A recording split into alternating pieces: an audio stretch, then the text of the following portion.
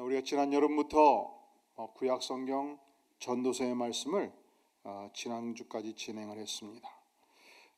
올해는 특별히 요한복음 말씀 대장정에 오늘부터 들어가게 됩니다.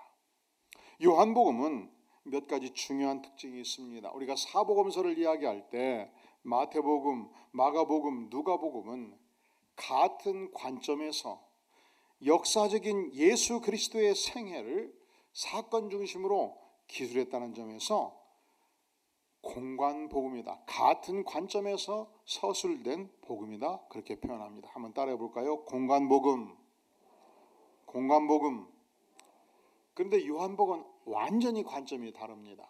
요한복음은 요한사도가 인생 마지막을 가면서 AD 90년경 나이 90세 가까이 이르렀을 때에 마태, 마가, 누가가 기술하지 아니하는, 이제 내가 세상을 뜨면 예수님을 직접 만났고 예수님을 배웠던 제자가 더 이상 존재하지 않게 되지 않겠습니까? 그래서 마태, 마가, 누가가 기술하지 않았던 예수님 생애의 사건들이 92% 등장합니다. 그리고 예수님이 누군가 단지 인간이 아니고 그분은 전능하신 하나님으로서 이 땅의 모든 어두움을 없앴던 빛의 예수 그리스도, 생명의 예수 그리스도, 사랑의 예수 그리스도, 이 생명과 사랑의 관점에서 신학적 해석을 가하면서 설명하면서 이 말씀을 우리에게 남긴 것입니다. 그래서 복음서를 이야기할 때 공관복음으로서의 마태, 마가, 누가복음과 신학적 해석을 가했던 요한복음을 분리해서 일반적으로 말합니다. 또한 요한복음은 요한사도가 이 요한복음을 저술할 때 내가 왜 이미 마태, 마가, 누가복음이 있음에도 불구하고 그것으로 충분히 예수님을 배울 수 있음에도 불구하고 요한복음을 써야만 했는가, 그 목적을 분명하게 밝혀주고 있습니다. 오직 이것을 기술함은 너희로 예수께서 하나님의 아들 그리스도이심을 믿게 하려 하며 또 너희로 믿고 그 이름을 힘입어 생명을 얻게 하려 함이라 분명하게 저술 목적을 밝혀주고 있습니다. 첫 번째 저술 목적, 예수님은 창조주시고 구세주시고 하나님의 아들이시다. 이 예수님을 믿을 때 영원한 생명이 있다. 예수의 이름을 힘입을 때만이 우리가 참된 생명을 누릴 수 있다. 이것을 위해서 요한복음을 저술했다 표현해주고 있습니다. 믿음이 여러 종류예요. 첫째로 왔다리 갔다리 믿음. 무슨 믿음? 그냥 주일이면 교양 삼아 교회 오는 것이지요. 그리고 좋은 말씀 들어서 나쁠 게 하나도 없잖아요. 그리고 월요일부터는 내가 세상의 원리 따라 사는 것이죠. 내 믿음은 그저 주일날 교회 가는 믿음이에요. 이것도 소중하거든요. 요즘 코로나로 안 나오는 사람이 얼마나 많습니까?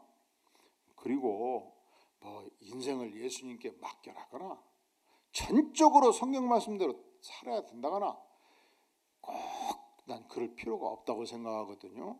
내 인생은 내 인생이고 교양 삼아 교회는 다니는 것이고, 이게 무슨 믿음이라고요? 왔다리 갔다리 믿음. 우리가 모태신앙으로 태어났을 때, 그래서 어머니 따라 열심히 교회 생활을 했을 때, 그리고 내 마음에 체험이 없고 예수님을 인격적으로 만나지 못했을 때 왔다리 갔다리 믿음에 머물 수 있습니다. 두 번째, 겨자씨만한 믿음이 생길 수 있어요. 내가 왔다리 갔다리 했는데 하나님의 말씀을 듣고 보니까 내가 성경 말씀 따로 내 인생 따로 그저 주일은 교회를 가되 평일에는 마음대로 술 퍼먹고 돌아다니고 하고 싶은 일을 다 하고 그것은 아닌 것 같다. 어느 날 갑자기 성령이 나한테 임해가지고 제대로 믿고 살아라 해서 주님 앞에 나아가서 십자가의 복음 앞에 펑펑 눈물을 쏟고 주님 이제 말씀대로 살겠습니다, 믿음대로 살겠습니다 하고 내 인생을 맡겨봤더니 그렇게 마음이 편하고 하늘이 열리고 새로운 세상이 열리더란 말이죠.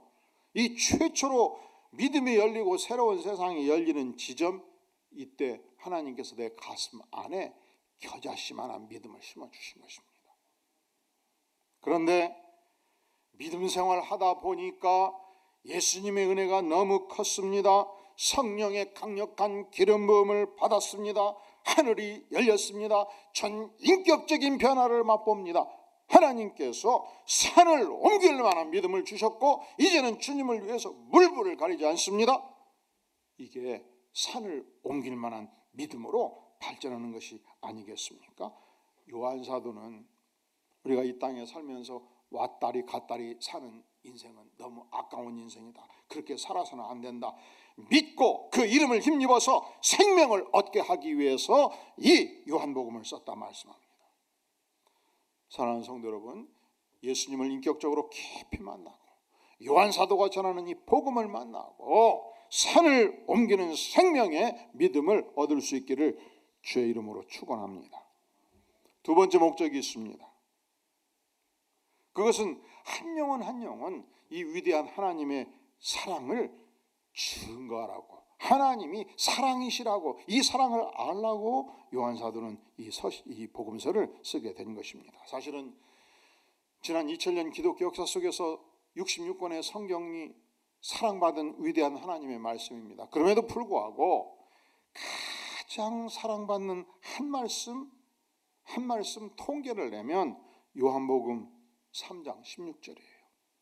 하나님이 세상을 이처럼 사랑하사 독생자를 주셨으니 이는 그를 믿는 자마다 멸망치 않고 영생을 얻게 하려 하심이라. 하나님이 세상을 이처럼 사랑하사, 이 세상이 누굽니까? 무엇입니까? 백성들이에요. 하나님이 창조주로서 우리를 아셨습니다. 우리가 얼마나 죄성이 깊은지 아셨습니다. 우리가 얼마나 하나님을 배신한 존재인지 아셨습니다. 그럼에도 불구하고 하나님은 인생들을 끝까지 사랑하셨습니다. 하나님은 사랑이십니다. 그리고 이 하나님이신 예수님을 만났던 요한 사도는 12제자 중에서 가장 무엇이 많았던 제자였다. 무엇이? 사랑이. 우리도 살다 보면 참 저분은 사랑이 풍성한 분이다 느낄 때가 있잖아요. 직장생활 하다 보면 그렇게 이해심이 많은 상사가 있고 그렇게 성질 개떡 같은 상사 있고 여러 종류지요. 근데 그럴 때마다 나의 상사가 누군가 생각하지 말고 내가 어떤 사람인가를 생각하면 도움이 많이 됩니다. 요한 사도가 그렇게 사랑이 풍성한, 가장 사랑이 풍성한 12제자 중에 한 사도였음에도 불구하고 원래부터 그런 자가 아니었어요. 요한 사도는 별명이 뭔지 아십니까? 따라해 볼까요? 보아너게. 별명이 뭐라고요? 여러분들이 대화를 하다 보면은 초등학교 때 중고등학교 때 별명이 뭐냐고 한번 물어보세요. 그러면 어쩜 별명이 정확하게 당신을 말하는가 잘 보여줘요. 인간이요 지독한 존재예요. 인간이요 초등학교 때 그 모습이 잘 안 변해. 여러분 동창회 할 때 한번 가보세요. 초등학교 때 속이던 놈들은 지금 나이 만나도 속이고, 초등학교 때 그렇게 그냥 허풍 센 놈들은 지금 만나도 허풍이 세고, 초등학교 때 그렇게 고지식하고 성실하던 친구는 지금도 그 길을 가요. 인간이 지독한 존재예요. 인간이 절대로 잘 안 변해요. 그런데 요한이 원래 사랑이 풍성한 존재가 아니었습니다. 요한은 별명이 뭐였다고요? 보아너게. 보아너게 무슨 뜻일까요? 따라해볼까요? 우레의 아들, 천둥 번개의 아들. 이제 해답을 봤죠. 요한은 어떤 존재예요? 조금만 남이 건들면 화를 버럭 내는 존재예요. 하늘에서 천둥벼락 쳐듯이 난리를 내버리는 존재예요. 일 같지 않는 일을 하면 그냥 뒤엎어버려요. 자기 성질에 안 맞으면, 자기 뜻대로 안 되면 그냥 뭐든지 뒤엎고, 상도 뒤엎고, 친구도 뒤엎고, 하고 싶은 대로 마음대로 하고. 그러니까 주변에서 딱 보고 보안하게. 여러분 중에서 한 직장에서 10년 이상 일해본 경험이 있는 분 손 들어볼까요? 우리가 한 직장에서 10년, 20년 있으면요, 인사말령 날 때 어떤 부장이, 자금부 부장이 영업부 부장으로 온다. 근데 그 부장이 꼴통이다. 그 부장이 성격이 대단하다. 불같다. 뒤 엎어버린다. 그러면 제가 수출입행 보니까 11월 달 인사발령 앞다고 어느 부서가 뒤숭숭해.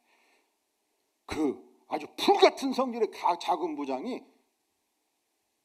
기획부로 온대야. 그냥 한 달 전부터 그냥 초토화돼. 그냥 죽으려고 그래. 그냥. 근데 이상하죠. 기업은 그런 부장들이 또 영업 능력, 사업 능력, 이 추진 능력이 강하거든요. 막 부하들도 강하게 줄 뿐만 아니라 자기도 목표를 정하면 며칠 밤새버리고. 그러니까 그 위에 있는 상관은 좋아요, 나빠요? 모르겠어요? 문제 생기면 해결해버리거든. 자기가 밤새서 해결하든지 부하 10명 밤새서 해결하든지. 그러니까 그 위 상관은 그 성질 더러운 보안어개를 안 잘라요. 능력을 보기 때문에. 문제 해결 능력이 있으니까. 그러니까 자기 성질을 쉽게 고치겠어요? 그대로 살겠어요? 그 잘 못 고쳐요. 노력해서 고쳐지지도 않고. 요한도 그러했습니다. 예수님을 3년을 따라다녔거든요. 단지 일주일에 한 번 만난 것이 아닙니다. 일주일에 2시간 성경 공부한 것이 아닙니다. 요한은 예수님과 먹고 자고 했습니다. 24시간을 동행했습니다. 전도 생활을 같이 움직였습니다. 예수님이 마지막 이제 십자가에 달리실 때 승천을 앞두고 제자들을 앞장 세워서 갈릴리를 떠나 예루살렘에 갈 때의 일입니다. 사마리아를 지나가야 했습니다. 해가 뉘엿뉘엿했습니다. 배가 굴프됐습니다. 이제 저녁도 자셔야 되고 예수님도 먹고 제자들도 먹어야 되고 하룻밤 묵어야 됐습니다. 그래서 몇몇 사람들을 마을에 보내었는데 호텔도 없고 여관도 없던 시절에 어떤 집도 예수님과 그 일행을 채워주겠다, 밥을 먹여주겠다 허락한 곳이 없었습니다. 이 소식을 듣고 부룩 요한이 예수님께 달려간 것입니다. 주여, 우리가 불을 명하여 하늘로부터 내려서 저들을 멸하라 말씀하여 주시옵소서. 이게 무슨 얘기예요? 이런 표현이거든요. 예수님, 저 녀석들이 감히 우리가 누군데, 예수님이 누군데 하룻밤 잠자리를 안 주고 밥을 안 먹여줍니까? 마을 전체를 남김없이 불태워서 싸그리 죽여버리겠습니다. 한 말씀만 하시옵소서. 그러니까 예수님을 3년 따라다녀도 요한이 변했습니까? 안 변했습니까? 아직 안 변했어요. 요한은 아주 고약한 성격의 인물이었습니다. 불같이 화내는 인물이었습니다. 화통을 삶아 먹는 인물이었습니다. 그런데 그가 예수님이 십자가에 피 흘려 돌아가실 때 예수님의 표정을 목도합니다. 원수를 끝까지 사랑하시는 예수님의 능력을 목도합니다. 죽음을 뚫고 부활하신 예수님을 만납니다. 예수님은 인격적으로 만나고 그의 전생애가 바꾸어졌습니다. 더 이상 보안하게가 아닙니다. 더 이상 화통을 삶아먹은 인물이 아닙니다. 더 이상 천둥 번개의 아들이 아니었습니다. 그는 사랑의 사도로 바꿔져 있었던 것입니다. 그렇습니다. 우리가 예수님을 인격적으로 만나면 믿음을 얻고 생명을 얻고 영생을 얻습니다. 우리가 예수님을 인격적으로 만나면 개과천선하고 성격이 개조되고 영생을 소유하고 횡재하는 것입니다. 인생의 축복과 대박을 만나게 되는 것입니다. 예수님은 전능하신 하나님의 아들이십니다. 오늘 사랑의 사도인 요한 사도는 예수님이 누군가 우리에게 소개하고 있습니다. 우리 다 함께 1절 말씀 봉독할까요? 시작. 태초에 말씀이 계시니라. 이 말씀이 하나님과 함께 계셨으니 이 말씀은 곧 하나님이시니라. 태초에 무엇이 있었다고요? 말씀이 있습니다. 이 말씀이 예수 그리스도입니다. 헬라어로 이 말씀이라는 단어가 정관사 플러스 로고스라는 단어인데, 이 로고스라는 단어는 헬라 세계에서 굉장히 깊고 넓은 의미를 가지고 있었습니다. 이성적 진리, 영원한 진리 개념을 가지고 있었습니다. 요한 사도는 유대인 출신으로서 당시 지중해연안에 파다하게 전파되고 있었던 이 헬라 문명권 속에서 헬라어로 예수님을 어떻게 소개할지 고심하였습니다. 그리고 로고스라는 단어를 차용해서 예수님은 로고스시다, 진리의 말씀이시다, 지금 그렇게 선포하고 있는 것입니다. 처음 기독교가 한국에 전래되었을 때 성경 번역가들은 여호와 하나님을 어떻게 표현할 것인지 고민을 많이 했습니다. 그런데 민속 신앙 가운데 조물주, 창조주, 우주의 만물을 주관하는 주권자 개념으로서 한울림이라는 단어가 있어요. 이 단어를 빌려와서 차용해가지고 우리 개신교는 하나님이라고 표현했고, 천주교는 천주님이라고 표현했다가 하느님으로 바꾸게 된 것입니다. 이것을 문화적 상황 속에서 언어를 차용했다고 표현하지요. 마치 그와 같이 요한사도는 예수님이 누군가 많은 고심을 하면서 요한복음 1장 1절에서 예수님은 말씀이시다, 예수님은 로고스라고 표현합니다.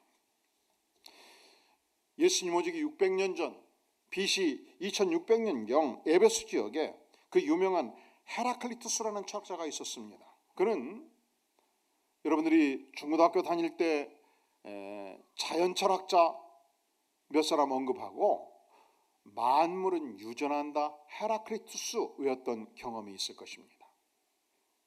그는 이 땅의 모든 존재는 변화하는 존재로 이해를 했습니다. 인생도 어제 다르고 오늘 다르고 우주의 모든 만물들이 어제 다르고 오늘 다르는 이 유전의 혼동의 상황 속에서 살아간다고 그는 이해했습니다. 그래서 우리가 강물에 첨벙 뛰어들 때 5초 후 다시 들어간다 해도 같은 강물을 만날 수 없다.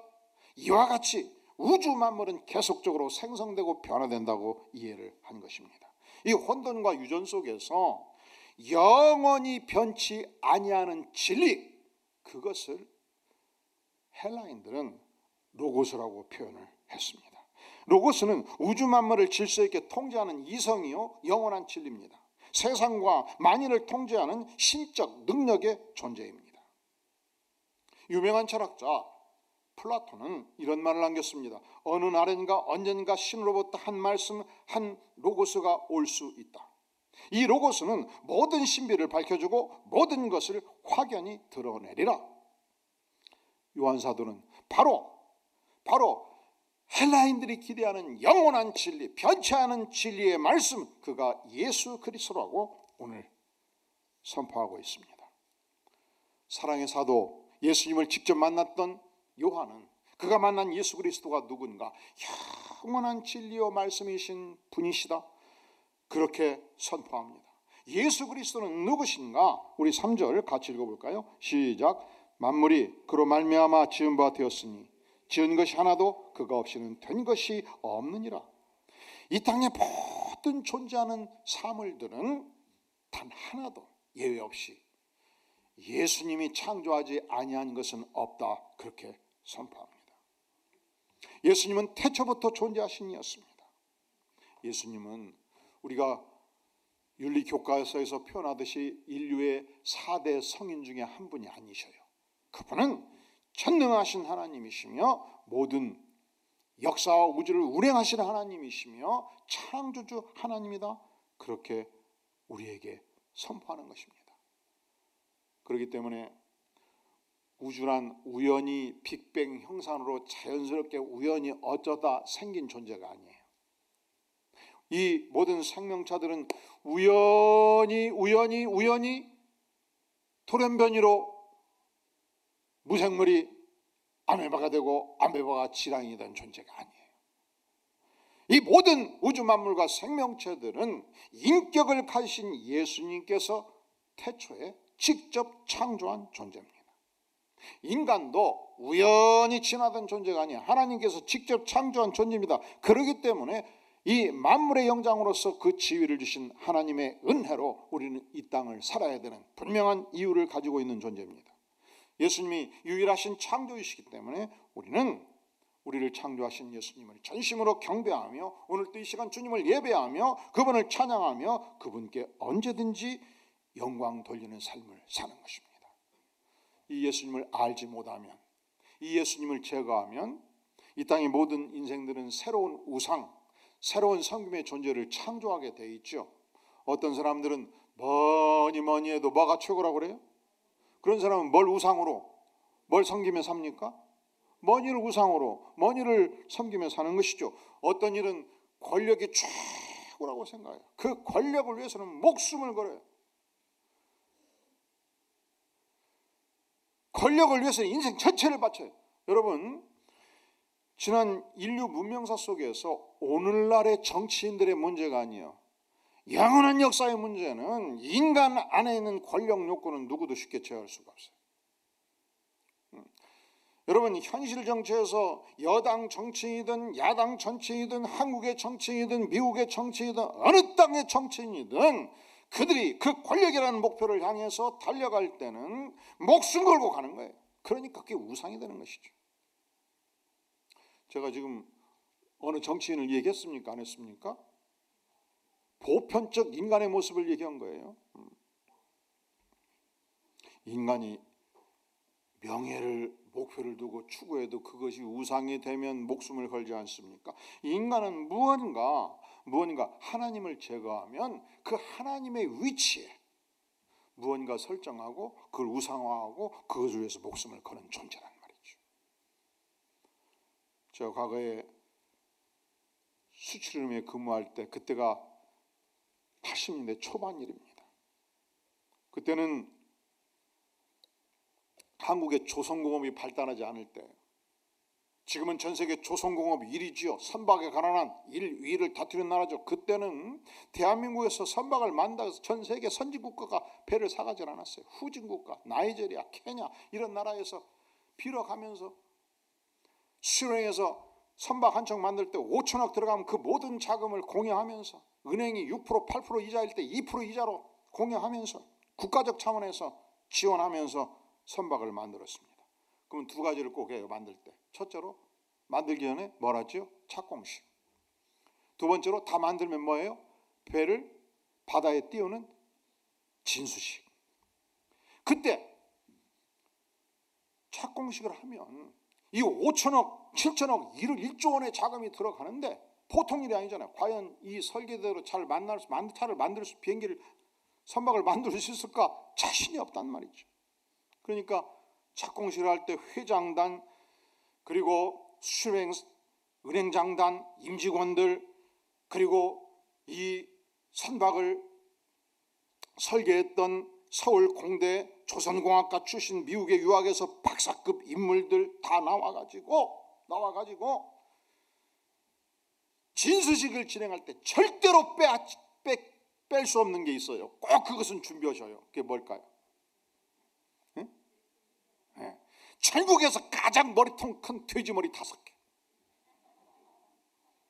그리고 그렇게 박사급 인물들도 다 그 돼지머리 앞에 궁둥이 쳐들고 절해요.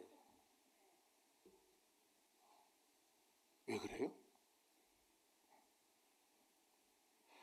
이 거대한 선박을 만들 때 엄청난 자금이 들어가는데 실수가 없어야 되잖아요. 누가 도와줘야 되는데 천지신명이 도와주시옵소서, 돼지머리도 우리를 도와주시옵소서, 이 심정이 있는 거예요. 이제 진수식을 합니다.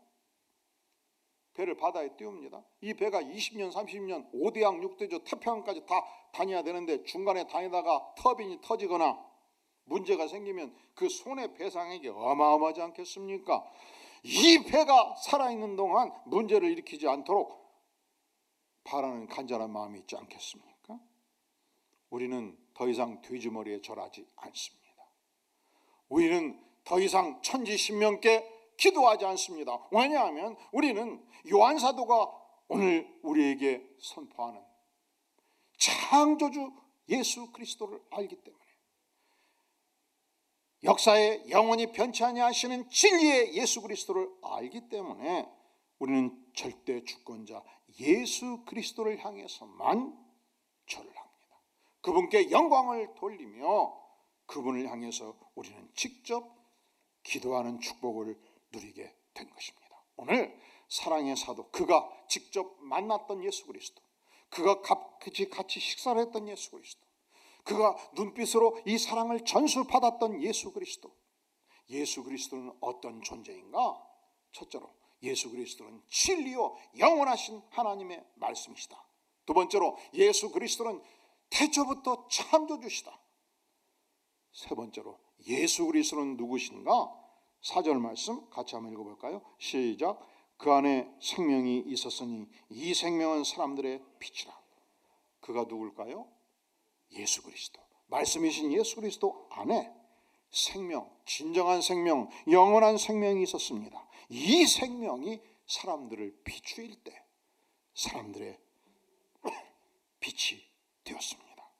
예수님은 창조주시기 때문에 우리 인간들이 얼마나 부패한 존재이며 얼마나 죄성이 깊은 존재이며 얼마나 어두움에 갇힌 존재이며 얼마나 고통이 많은 존재인지 아셨습니다. 그 예수님께서 생명의 빛으로 구원자로 진리의 빛으로 이 땅에 오셨고 우리의 심령 안에 들어오셨습니다. 예수님의 빛으로 우리 안에 들어오실 때 인생의 그 어떤 어두움도 물러갑니다. 어떤 절망도 해결해 주십니다. 어떤 죄성도 예수님의 빛 앞에 녹아내립니다. 왜냐하면 그분은 어둠을 비추는 빛이시기 때문에 그렇습니다.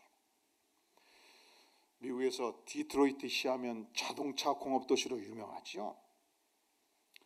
헨리 포드가 역사상 최초로 대량 생산 자동차 공장을 설립한 것도 디트로이트 시입니다. 이 시에 전설처럼 내려오는 유명한 이야기가 있습니다. 어느 추운 겨울날 한 자동차 정비사가 승용차를 몰고 출근하고 있었습니다. 고장이 난 것입니다. 갓길에 갇혔습니다. 본네트를 열고 자세히 살폈습니다. 여기를 만지고 저기를 만지고 도무지 원인을 알 수가 없었습니다. 그때 한 노신사가 세단을 몰고 미끄러지듯 차 뒤에 섰습니다. 머리가 하얗게 선 노신사가 나와서 제가 직접 도와드려도 되겠습니까? 물었습니다. 정비사는 속으로 비웃었습니다. 아니, 내가 이 차량에 관한 전문적인 전비사인데 저렇게 말쑥하게 차려입은 넥타이맨 노신사가 뭘 안다고 도와드린다 한단 말인가? 시큰둥했습니다. 다시 노신사가 미소를 지으면서 본네트를 열고 제가 잠깐 만져도 되겠습니까? 묻고서 몇 군데 만졌습니다. 시동을 거시죠. 정비사가 도무지 이해가 안 가는 거예요. 내가 정비사인데 지가 뭐 시동을 걸라 말라. 그때 다시 노신사가 부탁합니다. 일단 시동을 거시고 말씀하십시다. 시동을 걸었을 때 브르르르 시동이 걸려버린 거예요. 깜짝 놀랐습니다. 그때 정비사가 묻습니다. 당신은 도대체 누구십니까? 노신사가 명함 하나를 넘겼어요. 헨리 포드 주식회사 회장 헨리 포드. 이 헨리 포드 자동차를 직접 설계를 진두지휘했습니다. 이 헨리 포드 자동차 대량 생산에 공장을 직접 기한을 했습니다. 이 헨리 포드 자동차를 직접 부분을 직접 점검했던 회장입니다. 그러니까 본네트 열고 눈빛으로 문제를 알았던 것이죠. 사랑하는 성도 여러분, 우리 인생을 직접 창조하신 분이 누굽니까? 예수 그리스도셔요. 우리가 어두움 가운데 고통할 때 내 인생의 정체를 가장 잘 아시는 분이 누구십니까? 예수 그리스도십니다. 내가 죄성에 시달려서 갇혀있는 어두움의 인생을 살고 있다는 사실을 가장 깊이 아시는 분이 누굽니까? 예수 그리스도십니다. 그 예수님께서 나와 무관하다 말씀하시지 않습니다.